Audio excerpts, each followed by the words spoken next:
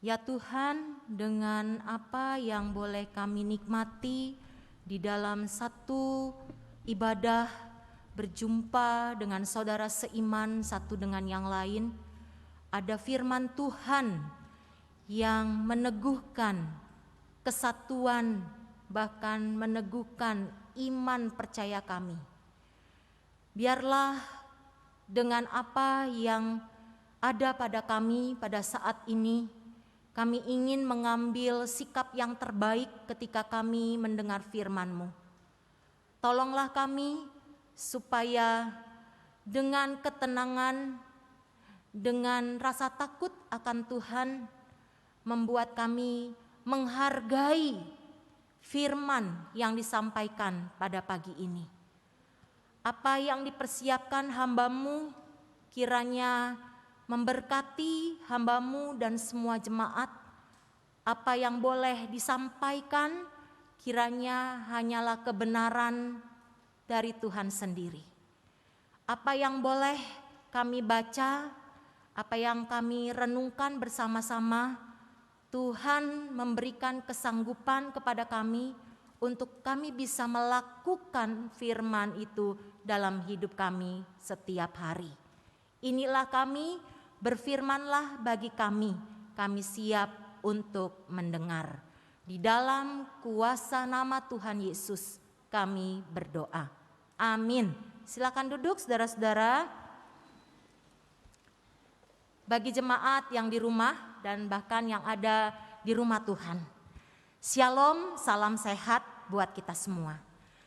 Minggu Prapaskah terus kita menyampaikan pemberitaan salib yang membuat kita merasa sesuatu yang mungkin kita hindari karena pemberitaan salib selalu penderitaan, begitu ya saudara. Mari kita membuka bagian firman Tuhan dari Filipi pasal 3 ayat 17 hingga pasal 4 ayat 1. Filipi pasal 3 ayat 17 sampai Filipi pasal 4 ayat 1. Baik, jika sudah menerima bagiannya, kita akan biarkan terbuka, nanti kita akan membacanya di dalam penjelasan yang ada. Saudara-saudara yang saya kasih dalam Tuhan, ungkapan like father, like a son, atau like mother, like a daughter sudah sering kita dengar dan mungkin sering kita ucapkan, ya. Dimana ungkapan ini untuk menekankan kemiripan eksternal ataupun internal dari pribadi orang tua kepada anak, ya, baik dari orang lain ataupun mungkin kita yang orang tuanya melihat perilaku, kebiasaan, hal-hal yang dilakukan oleh anak kita di rumah, ya, sehingga kita sering ucapkan like father, like a son, like mother, like a daughter. Lebih tepatnya saudara-saudara, kalau bicara ungkapan ini, sejauh mana besar kecilnya pengaruh teladan. Ya, bukan hanya mirip atau seperti begitu. Tetapi hal ini bicara tentang keteladanan.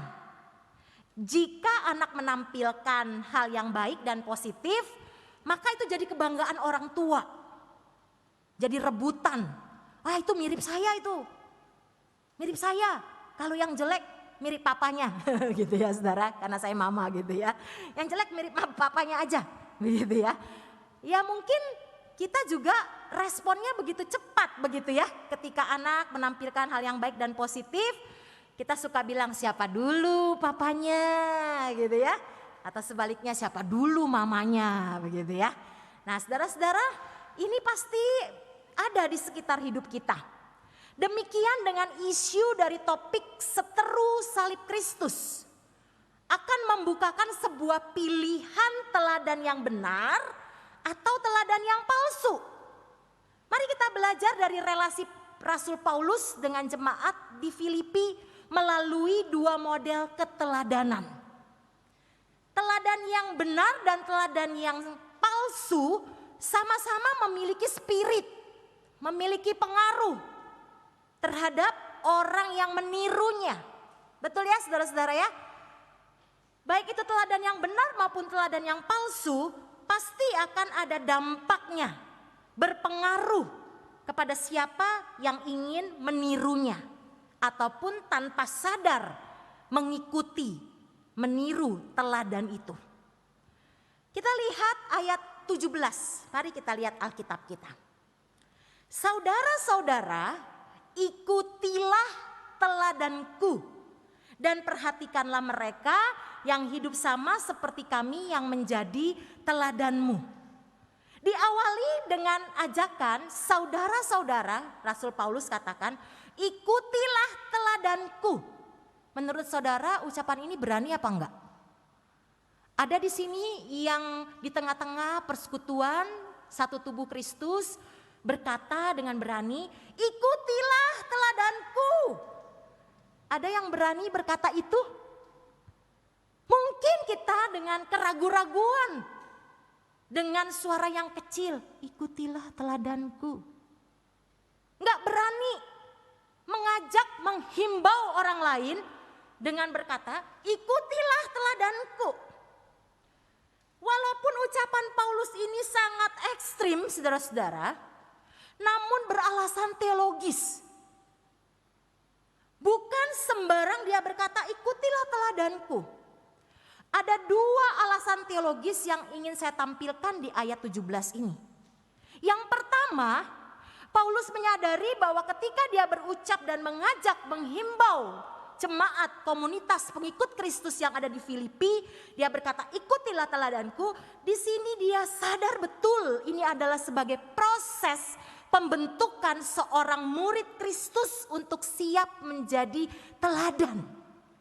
Paulus menyadari bahwa proses menjadi seorang murid Kristus tidak hanya baca firman Tuhan, tidak hanya berdoa, tidak hanya pekabaran Injil, tidak hanya melaksanakan, mempersiapkan seminar-seminar doktrin, tetapi satu proses pembentukan pengikut Kristus salah satunya adalah menjadi teladan. Atau dengan kata lain untuk menghimbau diri sendiri, siap menjadi teladan. Seperti yang Paulus lakukan ketika dia sedang mentoring Timotius. 1 Timotius 4 ayat 16, saudara-saudara. Awasilah dirimu dan awasilah ajaranmu. Ya. Jadi keseimbangan ini menunjukkan bahwa Paulus berkata, ikutilah teladanku. Dia sedang mengikuti proses pembentukan pengikut Kristus yang harus menjadi teladan, siap menjadi teladan. Dalam hal ini pastinya teladan yang baik, teladan yang benar. Ketika kita memutuskan dan dipercayakan sebagai pengikut Kristus, berarti kita siap untuk jadi teladan. Ayat 17, Paulus juga tidak sedang membicarakan dirinya sendiri, saudara-saudara. Lihat baik-baik di ayat 17. Ikutilah teladanku dan, ya, ada bersama-sama ya, bukan sendirian. Kepedean banget gitulah Paulus kalau bilang sendirian gitu ya. Ikutilah teladanku. Tetapi di sini dan perhatikanlah mereka yang hidup sama seperti kami yang menjadi teladanmu. Komunitas orang percaya yang sudah memutuskan dan dipercayakan menjadi pengikut Kristus, dia harus berproses di dalam komunitas untuk bisa menjadi teladan, saling ya saudara-saudara, saling. Tidak hanya dituntut dari satu pribadi atau satu kelompok, tidak dituntut, tetapi semua bersama-sama. Dikatakan di sini Paulus tidak sedang membicarakan dirinya, tapi juga mereka yang lain menjadi pengikut Kristus. Kalau saudara teliti dan selidiki Bible study untuk surat Filipi, saudara-saudara, disebutkan ada Timotius, ada Epafroditus, dan jemaat Filipi yang lainnya yang dewasa rohaninya. Saudara-saudara, berarti Paulus juga di sini di ayat 17, dia tidak sedang menyombongkan dirinya. Lihat gua nih, lihat gua gitu ya. Lihat saya, lihat aku gitu ya. Dia tidak sedang menyombongkan dirinya karena dia memang bersama-sama. Dia tetap menempatkan posisinya di dalam satu komunitas orang percaya, komunitas pengikut Kristus. Sehingga dia tidak menyombongkan dirinya atau merasa hebat dari yang lain. Tetapi ia sedang memaksimalkan relasinya dengan jemaat di Filipi. Coba perhatikan Filipi pasal 3 ayat 12 sampai 14, saudara-saudara. Dikatakan di sini sebagai satu bukti bahwa Paulus tidaklah sempurna. Perhatikan baik-baik ya. Di dalam bagian ayat 12 sampai 14 merujuk satu kondisi bahwa Paulus tidaklah sempurna. Jadi orang yang mau menjadi teladan tidak menunggu dia sempurna. Sempurna nanti ketika kita jumpa muka dengan Tuhan Yesus di sorga nanti.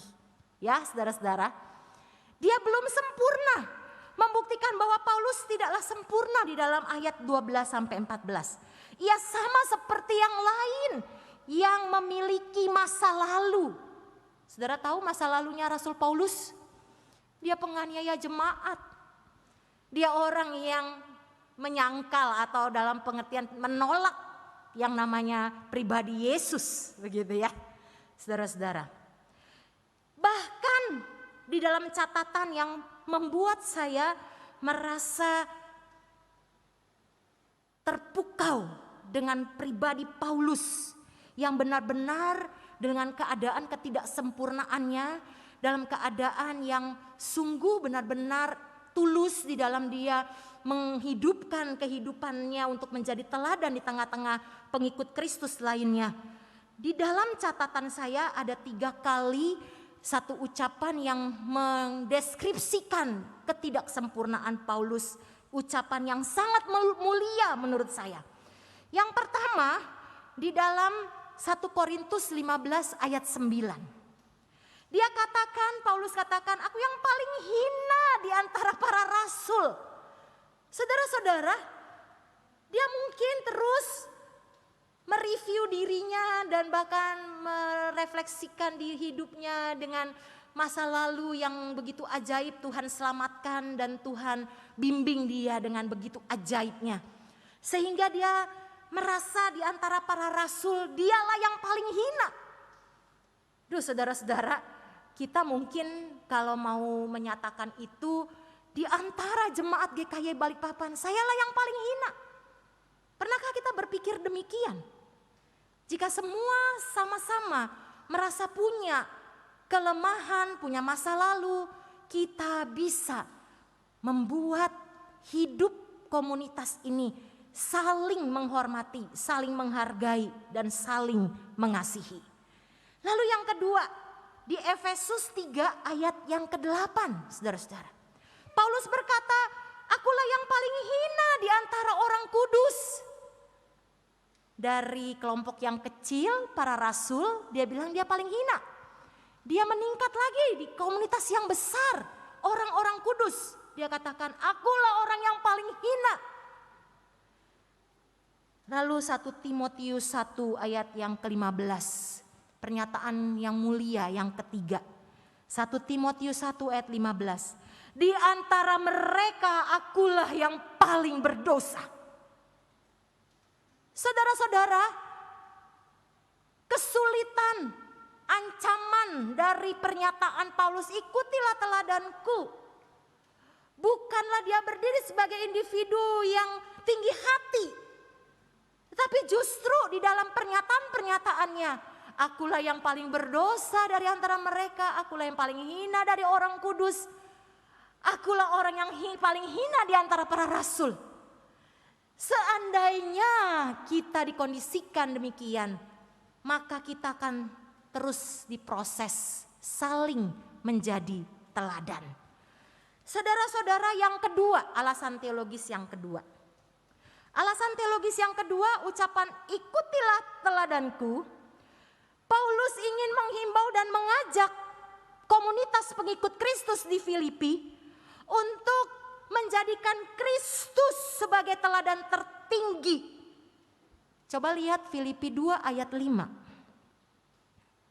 Menaruh pikiran dan perasaan yang terdapat juga di dalam Kristus. Lanjutkan lagi dengan apa yang dialami oleh Paulus di 1 Korintus 11 ayat 1. Jadilah pengikutku sama seperti aku juga menjadi pengikut Kristus. Jadi keteladanan Paulus bukanlah suatu usaha pencitraan diri, saudara-saudara. Teladan yang tidak dibuat-buat. Teladan yang tidak menunjukkan kemunafikan. Sekarang banyak orang suka pencitraan diri ya saudara-saudara ya. Wih, dalam keluarga aja kita sering kaget.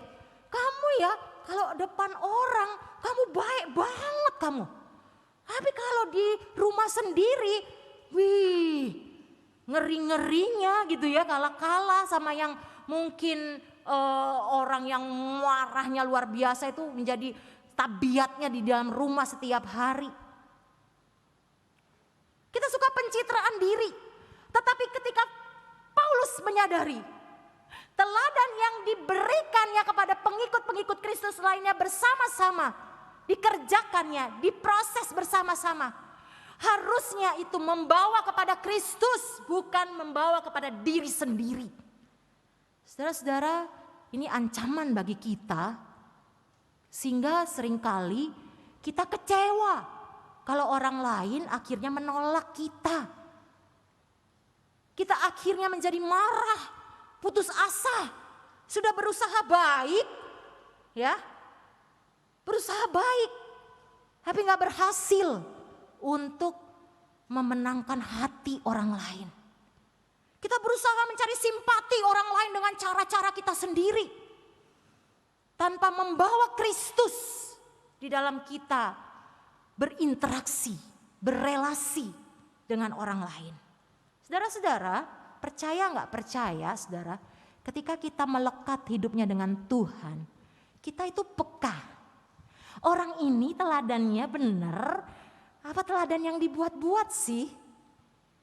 Kita tuh punya feeling gitu ya. Sehingga kita tahu, wah ini orang ini kayaknya gak beres nih. Orang yang mau kerjasama, bisnis, itu juga punya feeling. Nah ini gak bener nih kayaknya. Orang yang mau sama-sama dalam satu tim, memikirkan pekerjaan baik dalam pelayanan. Wah ini ada modus nih, begitu ya. Saudara, teladan yang benar harus membawa semua itu kepada Kristus. Sebagai teladan tertinggi. Dan teladan bukanlah suatu usaha pencitraan diri. Ini model pertama dari teladan, yaitu Paulus. Model kedua, mari kita lihat ayat 18 dan ayat 19. Model kedua.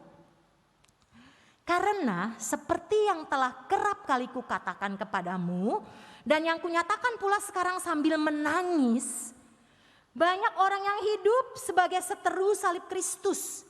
Kesudahan mereka ialah kebinasaan, Tuhan mereka ialah perut mereka, kemuliaan mereka ialah aib mereka, pikiran mereka semata-mata tertuju kepada perkara duniawi. Saudara-saudara, Paulus melihat bahwa model yang kedua, ada spirit teladan kelompok yang disebut seteru salib Kristus. Yang ada dan masuk, menyusup, beredar dalam persekutuan, main cantik saudara. Ini yang repot.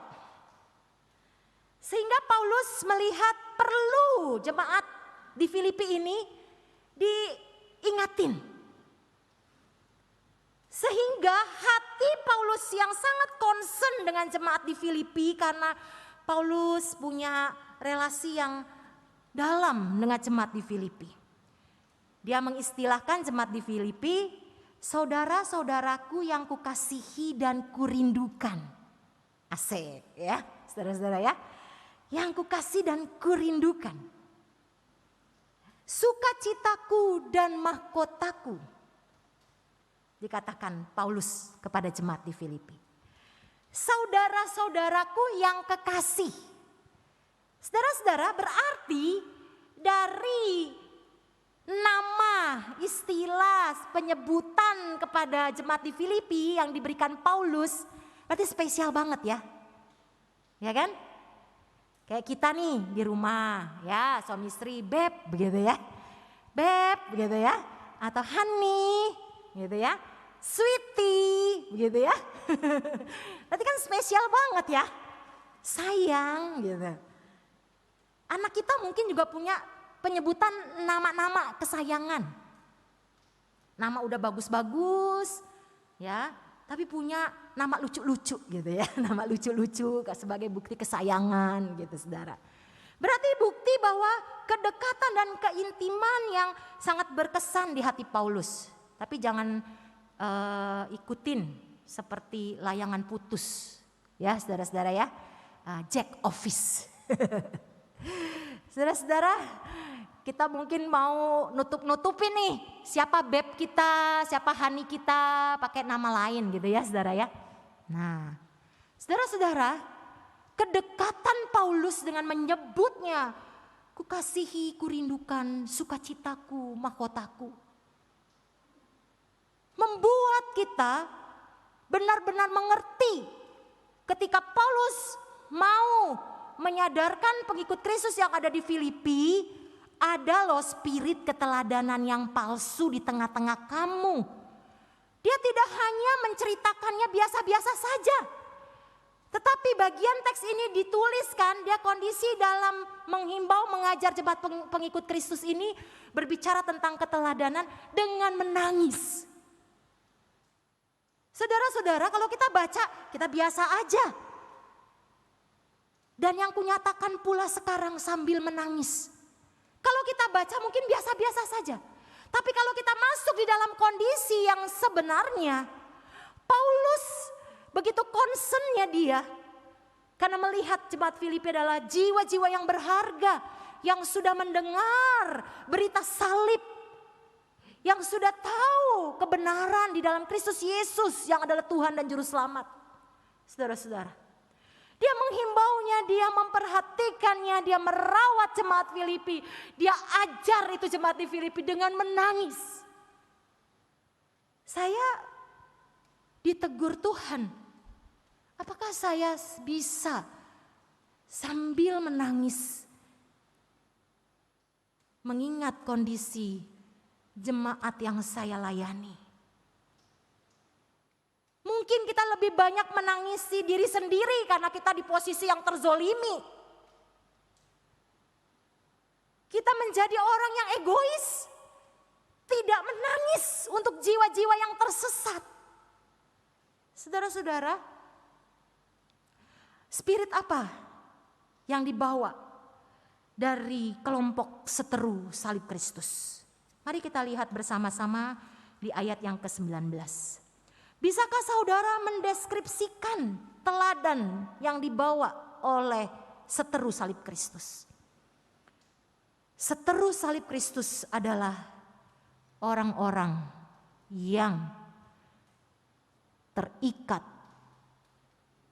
terbawa di dalam konsep legalisme yang salah. Hukum Taurat menjadi syarat keselamatan. Mereka adalah orang-orang yang menolak pikul salib dan sangkal diri. Perbuatan baik menjadi ikon, menjadi moto, tapi secara realnya mereka tidak melakukannya. Secara lahiriah mereka suka menonjolkan diri. Disinggung juga dalam Galatia 6 ayat 12. Saudara-saudara, pengaruh seteru salib Kristus, spiritnya dijelaskan sebagai berikut. Yang pertama, kesudahan mereka kebinasaan. Maksudnya apa saudara? Mereka selalu menghindar pemberitaan salib, menghindar menolak penderitaan sesuai dengan konsep dari salib itu sendiri.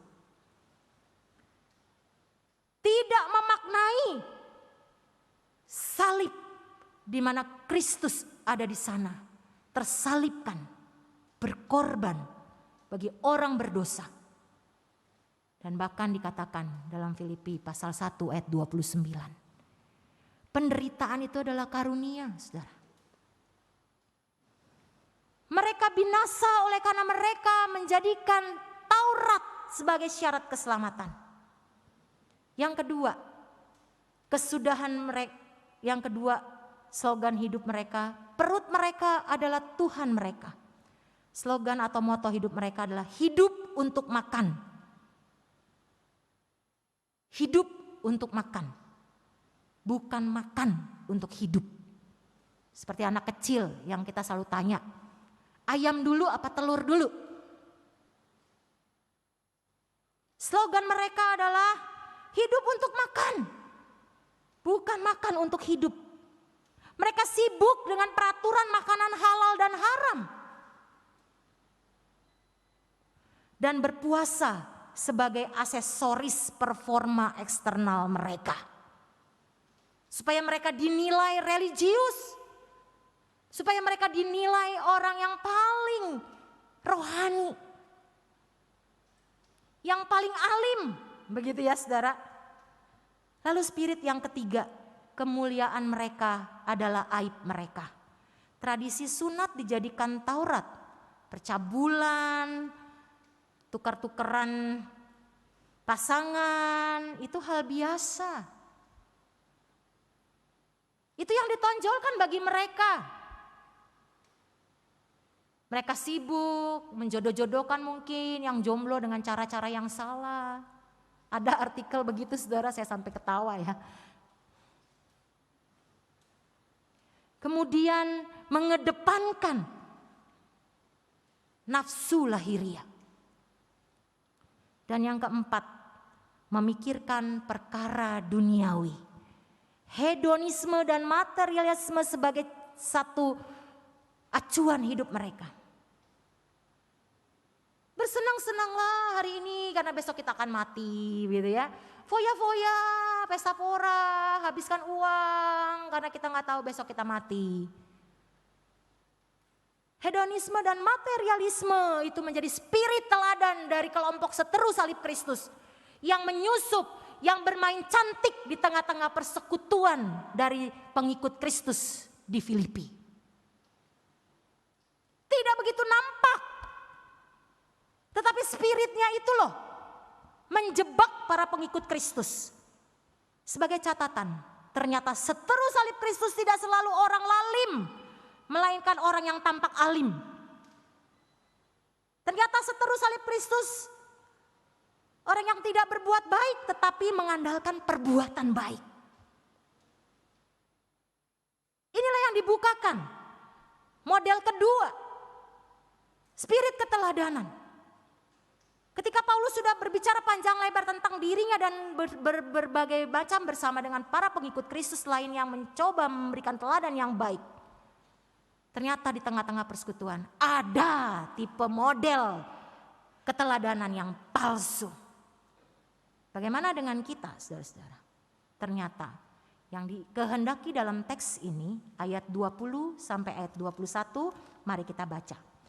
Karena kewargaan kita adalah di dalam sorga dan dari situ juga kita menantikan Tuhan Yesus Kristus sebagai juru selamat yang akan mengubah tubuh kita yang hina ini sehingga serupa dengan tubuhnya yang mulia menurut kuasanya yang dapat menaklukkan segala sesuatu kepada dirinya.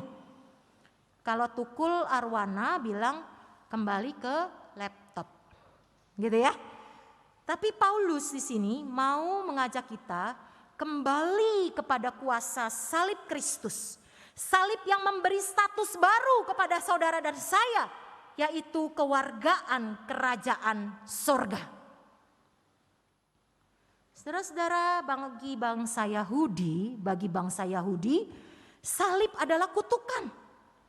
Bagi bangsa Romawi yang mengadopsi budaya Yunani, salib adalah kehinaan dan kebodohan.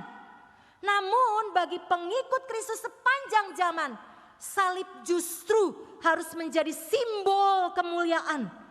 Bagi Paulus, salib memiliki signifikansi yang besar bagi kehidupan manusia. Karena salib adalah kekuatan Allah yang menyelamatkan manusia berdosa, yaitu saudara dan saya. Sebagai tempat pertukaran penghukuman. Kita seringkali tidak sadar dengan makna salib. Konsep salib yang sebenarnya. Salib adalah tempat pertukaran penghukuman. Salib adalah jaminan kebebasan dari kutuk dosa dan maut. Salib adalah tempat pendamaian.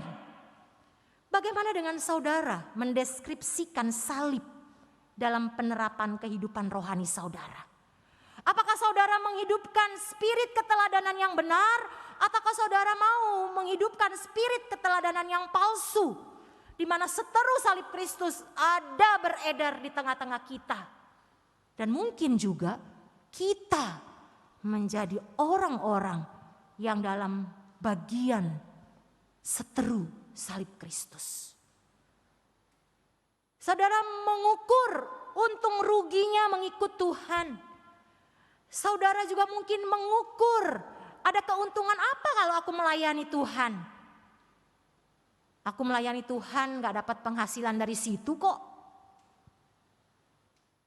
Ada pentingnya apa aku bela-belain jadi majelis? Capek rapat melulu, begitu ya saudara? Capek mikirin pergumulan, kekurangan, keuangan. Capek mengatur jemaat. Pakai pendaftaran seperti ini aja kadang-kadang susah ngatur jemaat ya saudara-saudara ya. Kalau kita nomor kursi bioskop kita hafal, kita gak komplain. Tapi kalau nomor kursi di gereja kita suka komplain gitu ya. Ya kan dosa kalau di bioskop kita pilih. Ya kalau sudah habis pilihan kita bisa pilih yang lain gitu ya. Yang tidak sesuai dengan selera kita. Itu saja mungkin kita menjadi timbang-timbangnya kita. Bagaimana kita mau tersalib bersama dengan Kristus. Gak ada lift yang nyala. Males naik sampai lantai 3 gitu ya. Males sampai lantai 2 gitu ya. Kita belum tersalib seperti Kristus saudara-saudara. Antri minyak goreng. Itu udah lupa tuh. Beri teladan yang benar atau teladan yang palsu. Pokoknya yang penting gue dapet nih minyak goreng ya. Sikut kanan sikut kiri. Pokoknya mau lu mati kek mau enggak. Pokoknya gue minyak goreng. Cuma 2 liter loh saudara. Itu udah gak inget lagi tuh teladan yang benar sama teladan yang palsu. Loh kalau pakai teladan yang benar kapan dapatnya minyak goreng loh Gimana? Gak mungkin. Masa kita cuma diam berdoa, oh iya silakan gitu ya saudara ya. Gak dapet. Ya itu sering terjadi. Bagaimana saudara mendeskripsikan salib itu mempengaruhi kehidupan saudara-saudara di dalam menghidupkan teladan yang benar. Deskripsikan salib itu untuk saudara bisa refleksikan dalam hidup saudara. Sudahkah kita memiliki Yesus? Itu pertanyaannya juga. Bukan hanya berbicara tentang salib, kayu yang kotor, kayu yang kasar. Tetapi siapa yang ada tersalib di kayu yang kotor dan kayu yang tersalib itu. Berbicara tentang Yesus. Sudahkah saudara memiliki Yesus? Sebagai refleksi saya hanya ambil 2 hal. Yang pertama, titik terlemah dan titik terendah kita sering buat kita bergeser dari teladan yang benar. Kita suka mencari jalan pintas untuk mengangkat kembali status hidup kita dengan cara-cara kita sendiri. Kita melupakan bagaimana kita menghidupkan spirit teladan yang benar. Kita baca pasal 4 ayat 1. Karena itu saudara-saudara yang kukasihi dan yang kurindukan, sukacitaku dan mahkotaku. Aduh indah banget ya. Kalau saya juga menegur jemaat GKY Balikpapan yang kukasihi dan kurindukan, sukacitaku dan mahkotaku. Nanti saya dibilang ini lo selebay. Gitu ya. Berdirilah juga dengan teguh dalam Tuhan, hai saudara-saudaraku yang kekasih. Ajakan ini bukan sebatas kita hanya berdiri teguh, diam, pasif. Tetapi di sini kita berdiri teguh iman, teguh komitmen, teguh terhadap pilihan hidup untuk menjadi teladan dan tidak salah meneladani seseorang. Saking keasikannya cari teladan yang benar, kita mengkultuskan. Nah ini hati-hati ya saudara ya. Kita mengkultuskan idola, figur. Yang lain gak kuanggap lah, cuma dia satu-satunya ya. Cuma dia yang jadi teladanku pokoknya. Begitu ya saudara ya. Jadi akhirnya mengidolakan, mengkultuskan. Kalau dia dipindahkan hamba Tuhannya keluar kota, langsung kita juga pindah gereja begitu ya. Ketika hamba Tuhan kesayangan kita dizolimi, wah kita juga ikut berperang-perang, wah pokoknya saya bela dia gitu ya. Dan bahkan mungkin untuk mencapai kepentingan bersama begitu ya saudara. Ada hal-hal yang akhirnya kita juga dituntut untuk aware terhadap pengkultusan idola atau figur. Seorang teolog berkata, di dalam kita tanpa Kristus tidak ada sesuatu yang baik yang bisa ditiru. Ingat saudara-saudara, kalau teladan itu membawa saudara kepada Kristus, itu baru benar. Ya, karena di dalam kita tanpa Kristus tidak ada sesuatu yang baik dan bisa ditiru. Hanya apa yang ada di dalam kita yang dari Kristus, itu yang layak ditiru. Tuhan kiranya memberkati saudara-saudara. Pilihan ini ada pada saudara. Apakah saudara memilih teladan yang benar atau teladan yang palsu? Apakah saudara selama ini menghidupkan spirit teladan yang benar ataukah spirit dari teladan yang palsu? Dalam minggu Prapaskah ini menjadi perenungan buat kita. Sudahkah kita memiliki Yesus supaya kita bisa memaknai, mendeskripsikan salib? Ada Kristus yang tersalibkan. Saya tutup dengan satu klip nyanyian dari video yang sudah saya sediakan. Lagu ini sederhana, Give Me Jesus. Tim multimedia bisa mempersiapkannya. Mengajak saudara-saudara untuk bisa memaknai hidup saudara. Sudahkah saudara memiliki Yesus? Sebuah lagu tradisional spiritual Afrika Amerika. Penulisnya tidak diketahui secara pasti. Namun yang jelas, him tradisional ini sangat dekat dengan kehidupan perbudakan. Kehidupan perbudakan sangat keras, jangankan harta. Hak hidup mereka sendiri saja tidak mereka miliki. Tidak ada tempat atau barang atau apapun di dunia ini yang dapat menjadi pegangan mereka. Hanya Yesus seorang.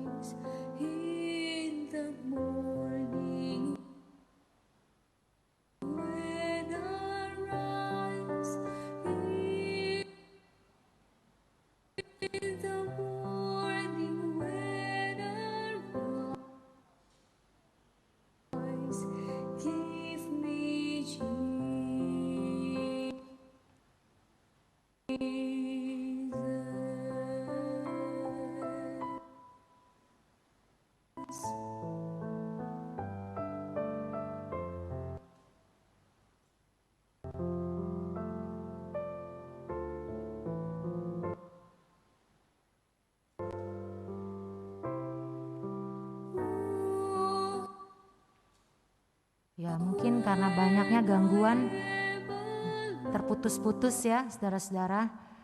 Lagu ini boleh membawa kita untuk berpikir dan merenung. Sudahkah kita memiliki Yesus?